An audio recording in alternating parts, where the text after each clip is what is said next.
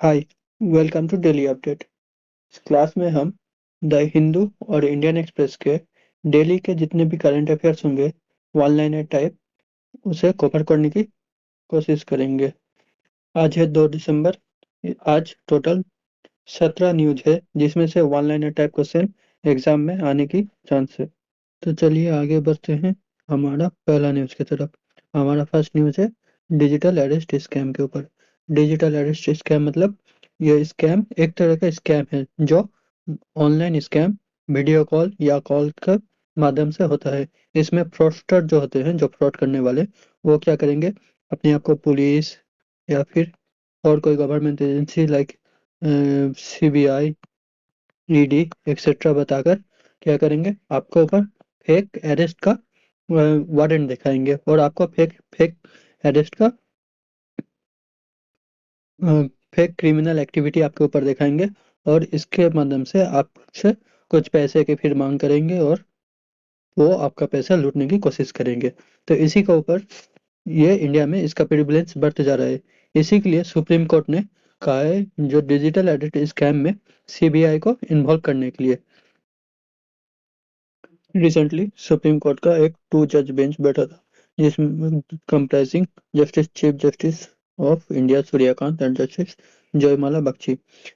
इसी बेंच ने digital identity scam को रिक्वायर्ड किया है इमीडिएट अटेंशन ऑफ सीबीआई, मतलब सीबीआई को इस केस को हैंडओवर करने की बात की है।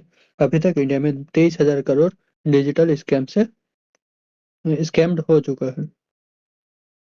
बिहार, तमिलनाडु, कर्नाटक, केरला, वेस्ट बंगाल, मध्य प्रदेश, उत्तराखंड, राजस्थान, पंजाब, महाराष्ट्र, मेघालय, झारखंड और त्रिपुरा, ये सब स्टेट में डिजिटल अरेस्ट स्कैम का प्रिवलेंस बढ़ता जा रहा है। इसी को देखते हुए सुप्रीम कोर्ट ने ये सब स्टेट को डायरेक्ट किया है जो सीबीआई को कंसिडर दे, मतलब सीबीआई जो Delhi special police establishment act है इसके द्वारा क्या कर सके, ये सब स्टेट के अंदर जाकर डिजिटल अरेस्ट स्कैम को इन्वेस्टिगेट कर सके और स्कैमर को पकड़ सके।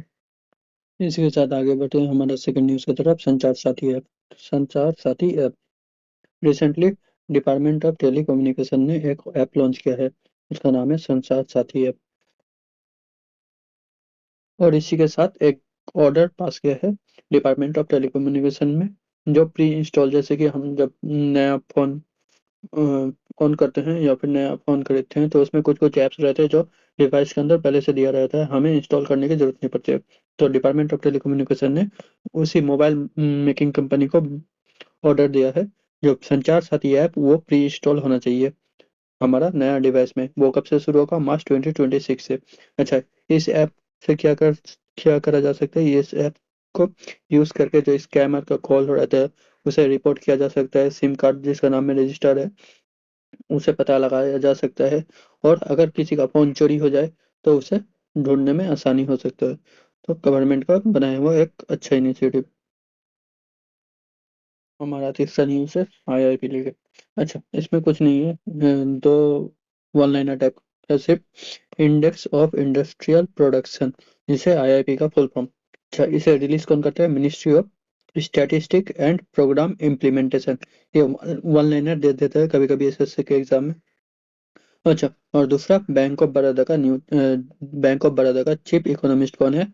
मदन सपनाबिस। हमारा नेक्स्ट न्यूज है बायोटेररिज्म। अच्छा, रिसेंटली क्या हुआ है, एक कॉन्फ्रेंस हुआ है। कौन सा conference? Conference of 50 years of the biological weapon convention. अच्छा, इसे एड्रेस कौन किया था? External affairs minister S Jaishankar ने। इस मीटिंग कहाँ पर, कॉन्फ्रेंस कहाँ पर हुआ था? न्यू दिल्ली में हुआ था। अच्छा, बायोलॉजिकल वेपन कन्वेंशन और कुछ नहीं है। जो बायोलॉजिकल वेपन होता है जैसे कि वायरस और बैक्टीरिया का यूज करके कोई वेपन बनाया जा सके जिससे ह्यूमन हेल्थ के ऊपर इम्पैक्ट आ सके, इसे बायोलॉजिकल वेपन बोला जा सकता है। यह बायोलॉजिकल वेपन का कन्वेंशन कहाँ हुआ है? दिल्ली में। और इसे एड्रेस कौन किया है? External affairs minister S Jaishankar ने। हमारा नेक्स्ट न्यूज है हेरॉन ड्रोन को लेकर। हेरॉन ड्रोन, ये जो अनमैन्ड एरियल व्हीकल है, ये और कुछ नहीं, इसे ये ड्रोन को कहा जाता है। हेरन ड्रोन, हेरन मार्क 2, ये ड्रोन है कहाँ का? इसराइल का। इसराइल से इंडिया प्रोक्योर करता है। तो अभी और और भी हेरन ड्रोन इंडिया प्रोक्योर करने वाला है इसराइल से।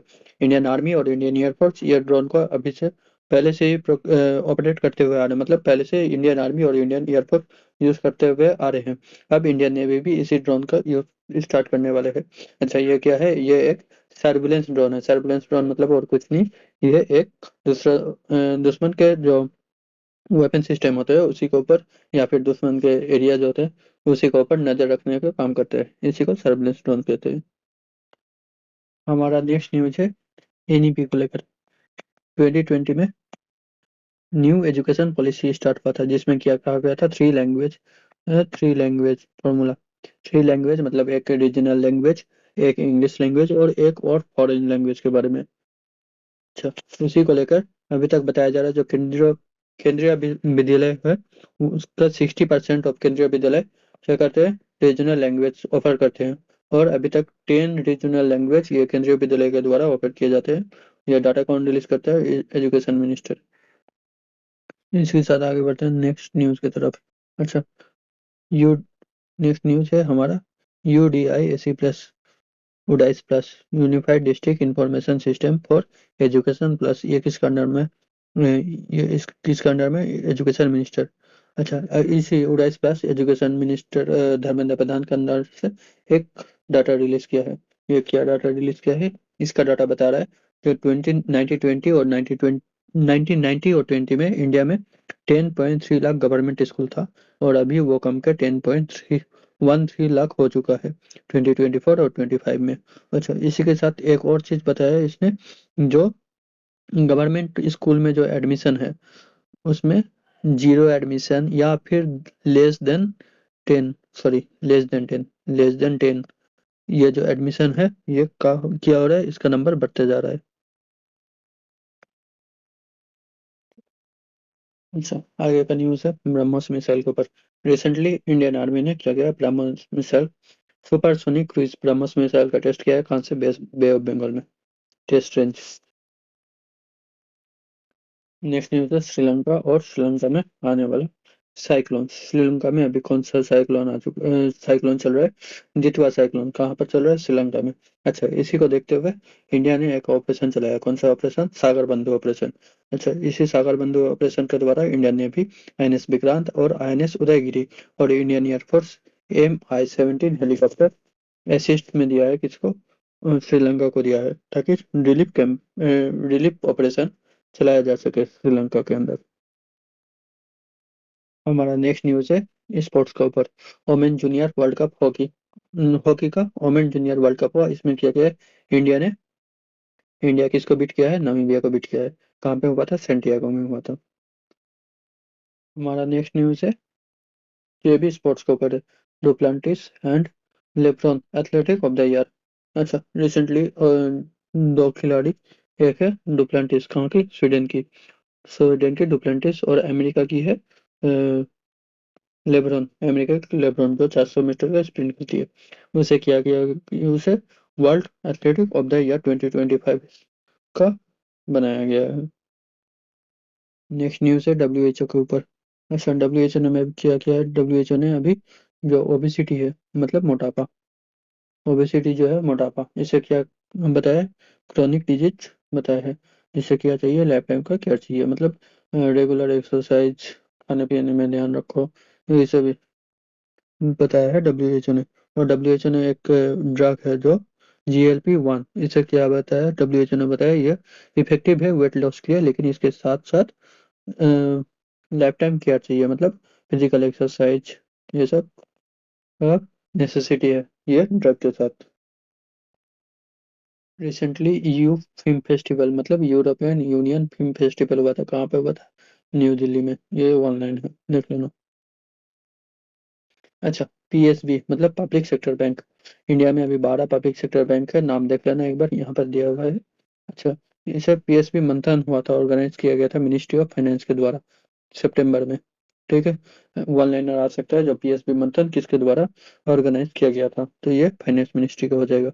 अच्छा, और जो SBI 43rd loan PSB, SBI 43rd loan PSB मतलब कुछ नहीं, SBI इंडिया का एक अकेला PSB है जो 43rd नंबर में आता है, वर्ल्ड का जो टॉप 100 बैंक है जिसके पास कितना ज्यादा पैसा है, उसके मामले में एसबीआई इंडिया का एक लौता पीएसबी मतलब प्राइवेट सेक्टर बैंक है जो ये टॉप 100 का लिस्ट में आता है। अच्छा, ये पीएसबी को लेकर न्यूज में क्या है, पीएसबी को लेकर के न्यूज में ये है, अभी कुछ न्यूज चल रहा था कि ये जो 12 पीएसबी है इसको मिला के एक सिंगल बैंक बनाया जाएगा, लार्जर बैंक, जो क्या कर सके वर्ल्ड में एक बेटर प्ले कर सके ये एसेट मैनेजमेंट में। तो गवर्नमेंट ने अभी, फाइनेंस मिनिस्टर ने अभी क्लियर किया है जो ऐसा कोई गवर्नमेंट का इंटेंशन अभी के लिए नहीं है। नेक्स्ट न्यूज है अवार्ड के ऊपर। इंडिया का जो missile woman of India doctor Tessy Thomas, इसको क्या मिला है, 8 पॉल मार्क ग्रिगोरियस अवार्ड मिला है। अच्छा, क्यों, ये एक एरोस्पेस इंजीनियर है, इसरो की इसरो की एरोस्पेस इंजीनियर है।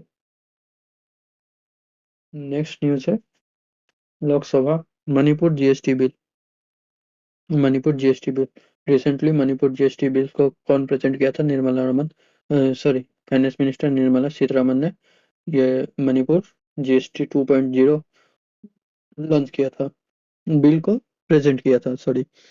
अच्छा, ये जीएसटी 2.0 मणिपुर में लॉन्च करने का बाद कहाँ पर डिसीजन लिया गया था, 56 मीटिंग ऑफ जीएसटी काउंसिल में। ये हमारा ऑनलाइन हो जाएगा। अच्छा, ये क्या है, मणिपुर में वायलेंस की वजह से मणिपुर प्रेसिडेंट रूल के अंडर में था, इसीलिए वहां पर ऑर्डिनेंस पास होकर जो काम चल रहा था, तो उसे हटाकर जीएसटी 2.0 को मणिपुर में लागू करने के लिए ये लोकसभा में एक Manipur goods and service tax amendment bill 2025 introduce pass किया जा चुका है लोकसभा में। नेक्स्ट न्यूज है बिल के ऊपर। रिसेंटली यूनियन गवर्नमेंट एक बिल, सेस के ऊपर एक बिल इंट्रोड्यूस किया है, निर्मला सीतारमन ने ही इंट्रोड्यूस किया है। इसने 3 बिल इंट्रोड्यूस किया था, उसमें से एक था ये मणिपुर जीएसटी को लेकर, और 2 बिल है हेल्थ सिक्योरिटी से नेशनल सिक्योरिटी सेस बिल 2025 और सेंट्रल एक्साइज अमेंडमेंट बिल 2025। अच्छा, जो हेल्थ सिक्योरिटी से नेशनल सिक्योरिटी है, इसमें जो सेस मिलेगा गवर्नमेंट को, वो जो सेस ऑन मशीन इंस्टॉल्ड, मतलब जो पान मसाला कंपनी से और तंबाकू पटाखे कंपनी से वो जो मशीन इंस्टॉल करते हैं अपना इंडस्ट्री में, या फिर उनका जो भी प्रोडक्शन का जो वो सेस मिलेगा गवर्नमेंट को, उसी को, वो सेस का गवर्नमेंट हेल्थ में और नेशनल सिक्योरिटी में यूज करना चाहती है, इसी के लिए ये टैक्स लाया जाता है। अच्छा, और ये जीएसटी कंपनसेशन सेस कब इंट्रोड्यूस किया गया था, 2070 में, जब जीएसटी सिस्टम लॉन्च किया गया था। इसके साथ साथ हमारा आज का करंट अफेयर्स खत्म होता है।